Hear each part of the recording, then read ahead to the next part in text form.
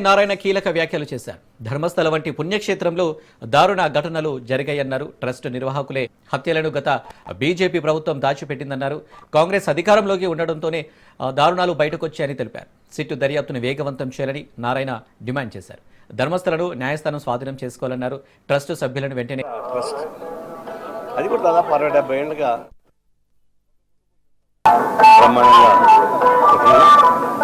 బాగా వస్తున్నారు, ఆదాయం వస్తుంది, సౌకర్యాలు కూడా బాగానే చేస్తున్నారు. ఒకసారి ఎక్కువ కొంచెం ఇబ్బంది వస్తుంది కానీ ఉత్తర పెట్టారు. అయితే నేను మధ్య కర్ణాటక వెళ్ళాను. కర్ణాటక ధర్మస్థలి అది ఒక పెద్ద ట్రస్ట్. అది కూడా దాదాపు 60-70 ఏళ్ళుగా ట్రస్ట్ ఉంది. ఒక కుటుంబం చేతిలో ఉంది ఆ ట్రస్ట్.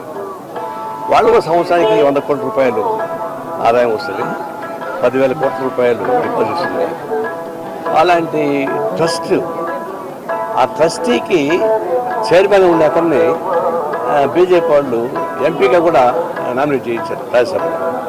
కానీ ఆ ట్రస్ట్లో 1980 నుంచి ఇప్పుడు దాకా చేస్తే 500 మంది అమ్మాయిల్ని రేప్ చేసి చంపేశారు. ఆడే పూర్తి చేశారు. ఒక స్కావెంజర్ బయట పెట్టాడు. అంతా కలిసి ఆందోళన చేస్తే అది కాంగ్రెస్ గవర్నమెంట్ కాబట్టి సిట్ వేసింది. అది బీజేపీ గవర్నమెంట్ చేసేది కాదు. సిట్ వేస్తే దాని అన్ని రకాలు బయటపడ్డాయి. ఆడ పోయి తవ్వుతుంటే గుడి లోపల, కాంపౌండ్ లోపల ఎముకలు మొత్తం పూరీలు ఎముకలు బయటపడుతున్నాయి. అదే శ్మశాన వాటికా లేకపోతే పవిత్ర దేవస్థానమా? 1980లో ఒక సిపిఎం మొత్తం లోకల్ బోర్డు పోటీ చేశాడు. ట్రస్ట్ బోర్డు సంబంధం లేకుండా లోకల్ బోర్డు పోటీ చేయడానికి వీల్లేదు. ఆ సిపిఎం మాత్రం నేను పోటీ చేయడానికి వీల్లేదు అన్నారు. అంటే అతను ఒప్పుకోలేదు, నేను పోటీ చేస్తాను.